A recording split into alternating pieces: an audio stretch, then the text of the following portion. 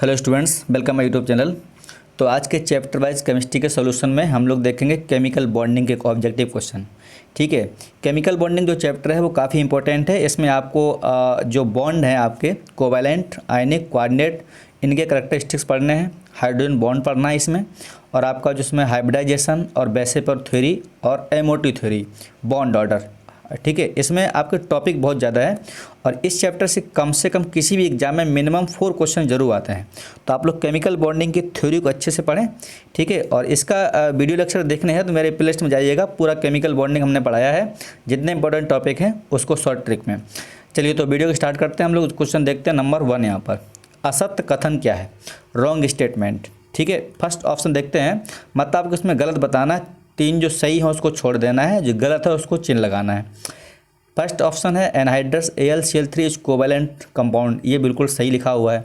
ठीक है, क्योंकि जो एनहाइड्रस होता है वो कोवैलेंट होता है और केवल जो AlCl3 होता है, ठीक है, अगर बोले एक्वस सोल्यूशन ऑफ AlCl3 तो वो आयनिक होता है। अब यहाँ 2 क्वेश्चन पूछे गए हैं, एक्वस सोल्यूशन ऑफ AlCl3 तो ये आयनिक होगा। ठीक है, और अगर ये मैं जोड़ दूँ एनहाइड्रस तो कैसा हो जाए? कोवैलेंट। तो ये ऑप्शन आपका सही है। सेकंड ऑप्शन देखते हैं, molecules is more stable then the atom. ठीक है, ये भी सही है, चूँकि जो मॉलिक्यूल होता है, मान लीजिए H2 है, ये ज़्यादा स्टेबल होगा H की तुलना में, चूँकि ये कैसा है आपका रिएक्टिव है, ये नॉन रिएक्टिव है। ठीक है, इसने हीलियम एटम की जो है हीलियम 1s2 ऑक्टेट कंप्लीट कर लिया है, तो कैसा हो गया? ये आपका स्टेबल हो गया, ये अनस्टेबल है। ठीक है, तो आपका बी ऑप्शन भी सही है। अगला है यहाँ पर सी ऑप्शन, आयनिक कंपाउंड लो MP और BOP, ये क्वेश्चन गलत है यहाँ पर, तो आंसर तीसरा सी हो जाएगा। आयनिक कंपाउंड का जो मेल्टिंग पॉइंट, बॉइलिंग पॉइंट होता है वो कोवैलेंट की तुलना में ज़्यादा होता है। ठीक है, आयनिक कंपाउंड का melting point, boiling point covalent compound से ज़्यादा होता है, तो ये ऑप्शन यहाँ पर जो है आपका सही है। यहाँ उल्टा लिखा है। चलिए क्वेश्चन देखते हैं अगला हम लोग। 2 number question, geometry of IF7। देखिए, जिसमें 7 सिग्मा हो, कोई भी लोन पेयर ना हो, यानी 0 लोन पेयर हो, तो इसका मतलब है इसमें 7 सिग्मा में 1 S होगा। ठीक है, अब पी में कितने हो गए? 3, तो 3 और 1 4 हो गया, और कितना बचा यहाँ पर? 2, तो क्या हो जाएगा? sp3d2। और जिसमें sp3d2 हाइब्रिडेशन होता है तो उसका यहाँ पर जो आपका ज्योमेट्री होगी वो होगी पेंटागोनल बाईपिरामिडल, हिंदी में बोलते हैं पंचभुजी द्विपिरामिडीय। ठीक है, हाइब्रिडेशन वीडियो आप देख लीजिएगा प्लेलिस्ट में जाकर के केमिकल बॉन्डिंग टॉपिक में। The bond between carbon atom. देखिए, कार्बन क्या है यहाँ पर? कार्बन एक नॉन मेटल्स है, तो जो नॉन मेटल्स होते हैं कैसे बनाते हैं? सहसंयोजक बंध, इसको बोलते हैं कोवैलेंट। आंसर दूसरा सही है। नेक्स्ट क्वेश्चन है, अल्कोहल का बॉइलिंग पॉइंट ईथर से ज़्यादा होता है। देखिए, एक आपने पढ़ा होगा हाइड्रोजन बॉन्ड। ठीक है, हाइड्रोजन बॉन्ड क्या होती है? हाइड्रोजन बॉन्ड जो होती है जब फ्लोरीन के साथ में H जुड़े, फ्लोरीन, ऑक्सीजन और नाइट्रोजन, इन लोगों के साथ में जब हाइड्रोजन जुड़ती है तो बनाती है हाइड्रोजन बॉन्ड। जैसे मान लो मैं H लिख दूँ यहाँ पर HF, तो HF हाइड्रोजन बॉन्डिंग होगी। H जब वाटर जुड़ेगी तो H2 बनाएगी, जब H N के साथ ज्वाइंट होगी तो क्या बनाएगी? ये अमोनिया। तो ये क्या हमारा क्या हो गया? हाइड्रोजन बॉन्ड का ऑर्डर हो गया। स्ट्रॉन्गेस्ट हाइड्रोजन बॉन्ड HF में होती है और जो वीक हाइड्रोजन बॉन्ड होती है वो अमोनिया में होती है। ठीक है, इससे ज़्यादा अगर लिया जाए तो यहाँ पर लिख सकते हैं हम लोग KHF2। ठीक है, ये क्वेश्चन आ चुका है आपका नीट में। तो HF से भी ज़्यादा किस में होगी? KH रीजन क्या है? यहाँ पर फ्लोरीन एटम 2 है। जितना ज़्यादा मो इलेक्ट्रॉनिक एटम ज्वाइंट होता है हाइड्रोजन से, उसकी उतनी जो है हाइड्रोजन बॉन्ड की शक्ति होती है, यानी वहाँ स्ट्रेंथ ऑफ हाइड्रोजन बॉन्ड ज़्यादा होता है।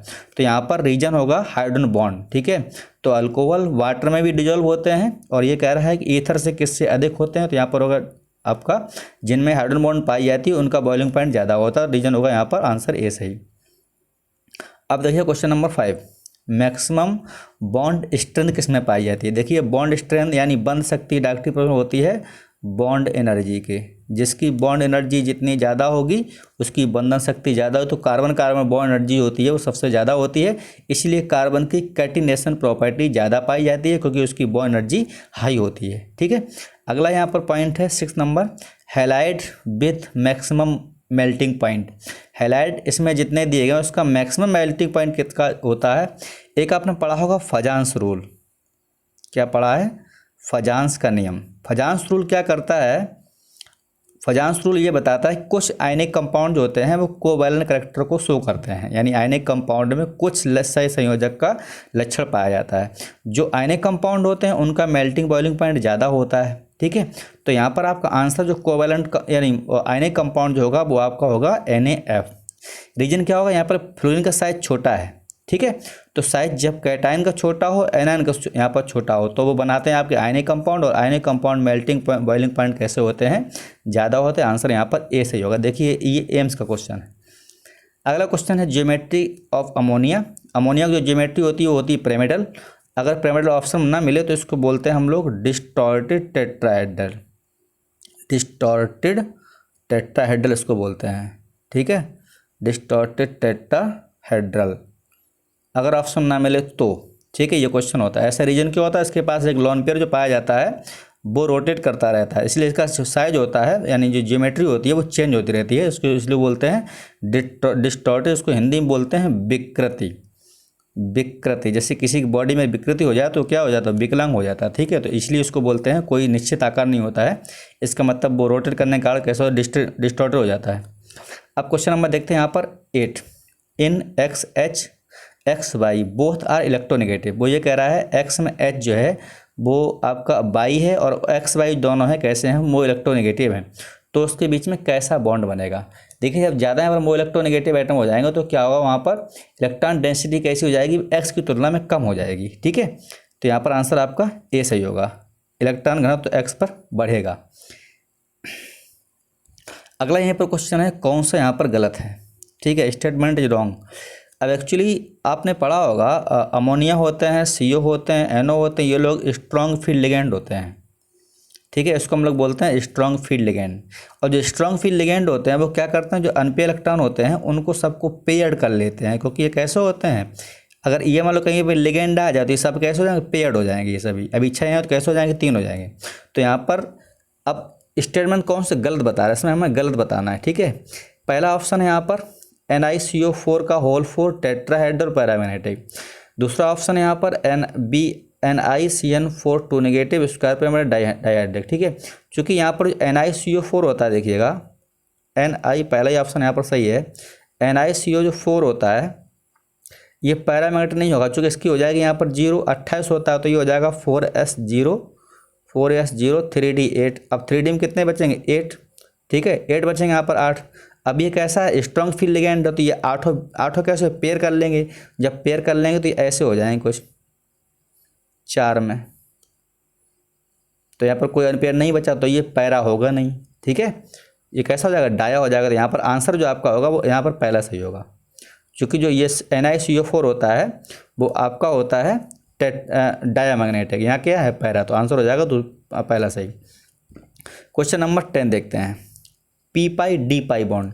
देखिए पी पाई डी पाई का मतलब होता है जिसमें बैकेंड डी ऑर्बिटल पार्टिसिपेट करे, और जब कोई एलिमेंट सेंट्रल एटम अगर n की वैल्यू 3 के बराबर है, मतलब जानते क्या इसका मतलब हुआ, जैसे मान लीजिए सल्फर आपका है, फास्फोरस है, क्लोरीन है, इसमें n की वैल्यू जो होगी वो 3 होगी।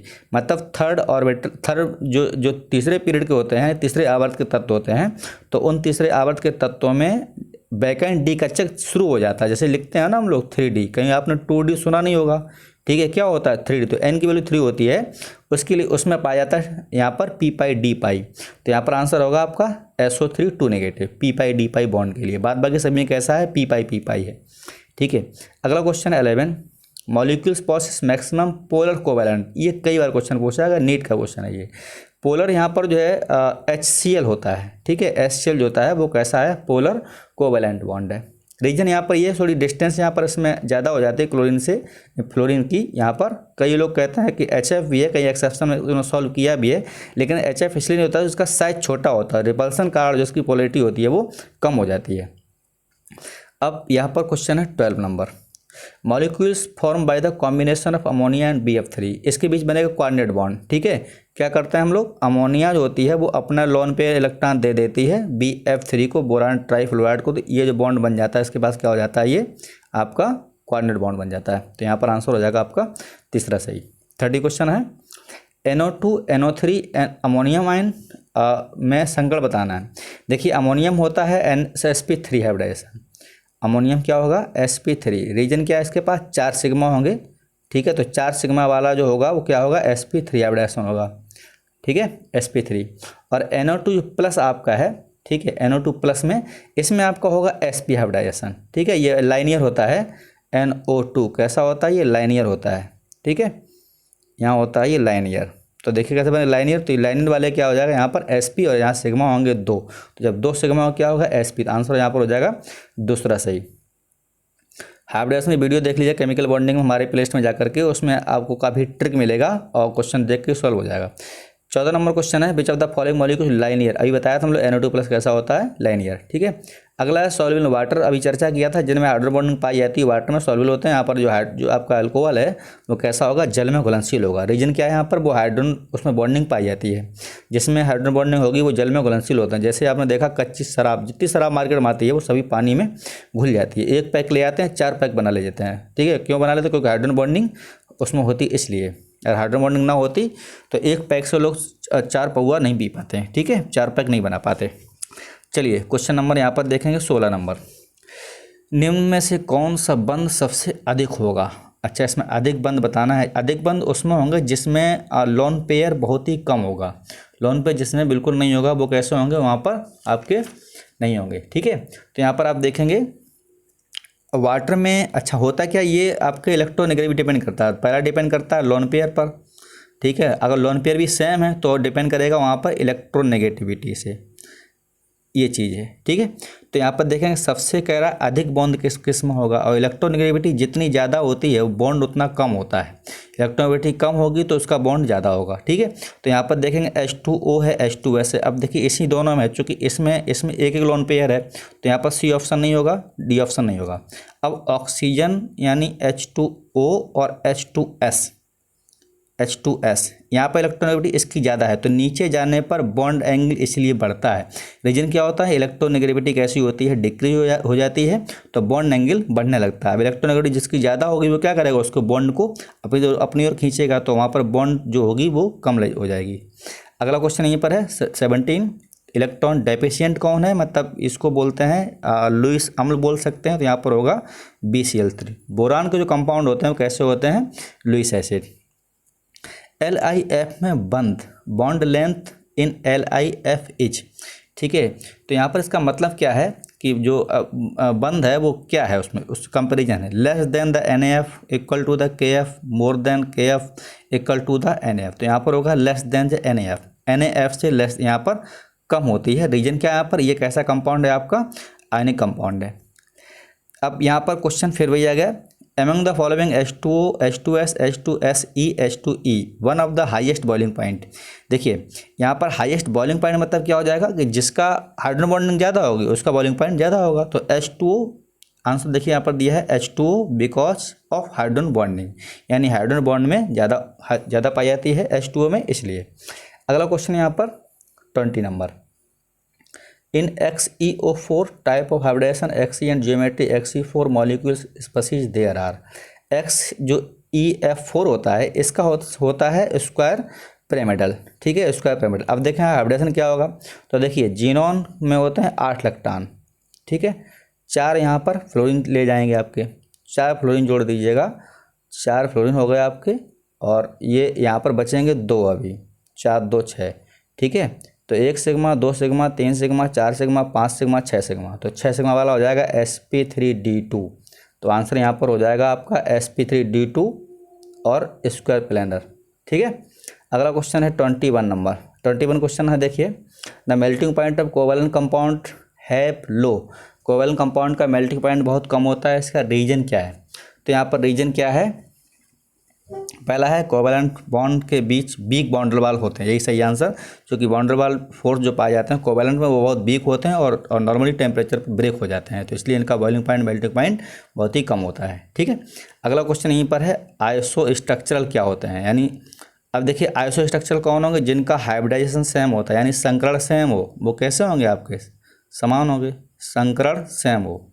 तो इस ऑप्शन अगर हम लोग देखेंगे 22 नंबर में, तो हमारा आंसर यहाँ पर ए सही होगा, इसमें हाइब्रिडेशन आपका सेम आएगा इसलिए, ठीक है। अगला है यहीं पर है question 23, maximum valency shown by nitrogen and phosphorus respectively. Nitrogen की जो वैलेंसी होती है 3 से लेकर 5 तक, और फास्फोरस की भी 3 से लेकर 5 तक, तो आंसर यहाँ पर 3,5 होना चाहिए, ये सही है।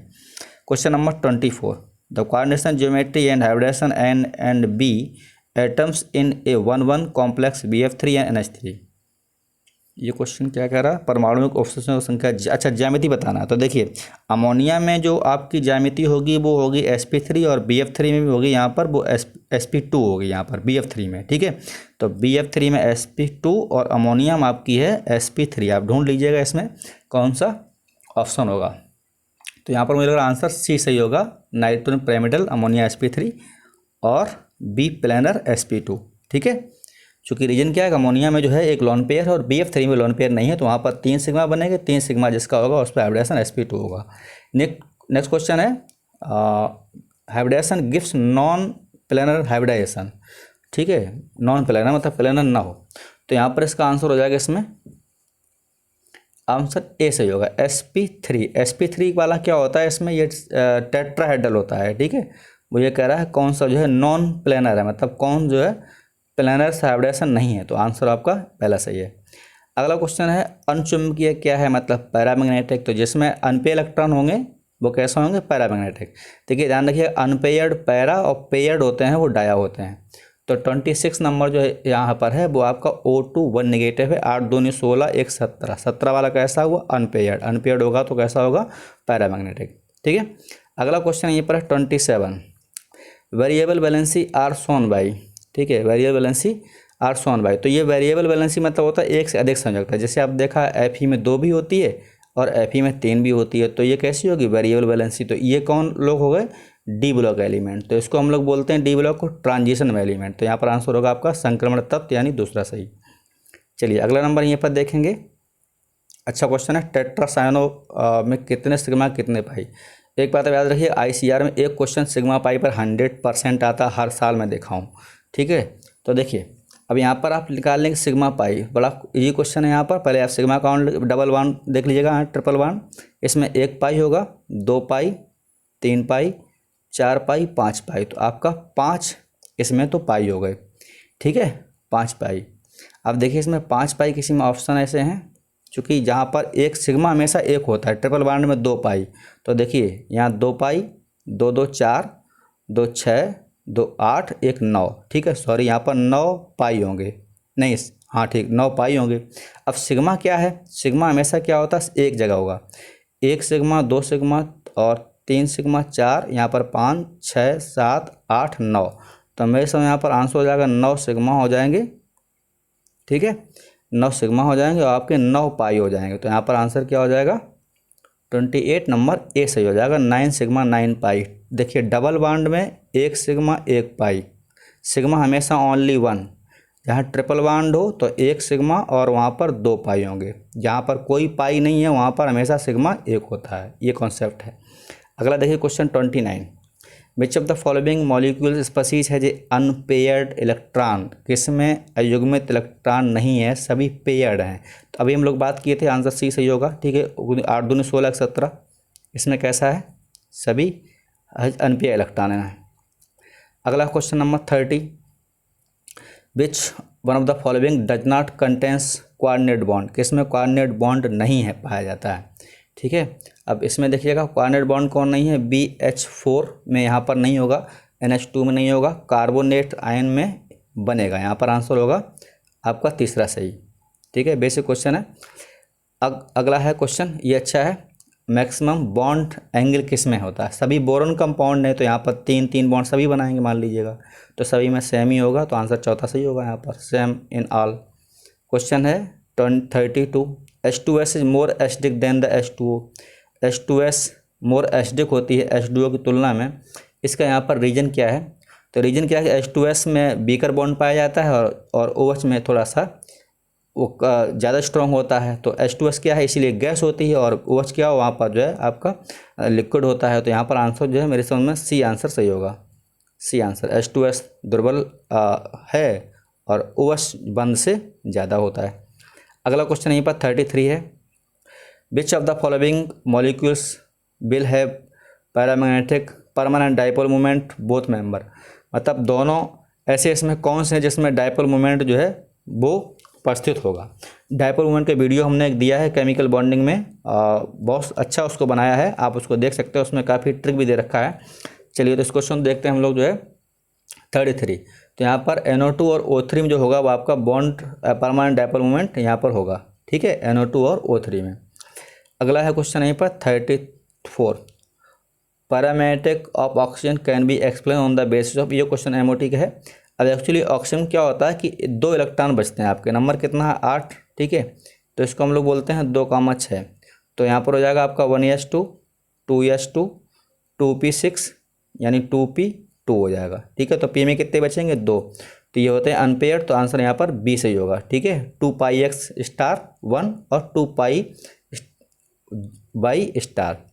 क्वेश्चन है 35, among the following molecules has highest dipole moment, सबसे ज़्यादा डायपोल मोमेंट यहाँ पर जो है वो आपका किस में होगा, तो यहाँ पर होगा वो क्लोरोफॉर्म में, ठीक है, क्लोरोफॉर्म में CH3 Cl3।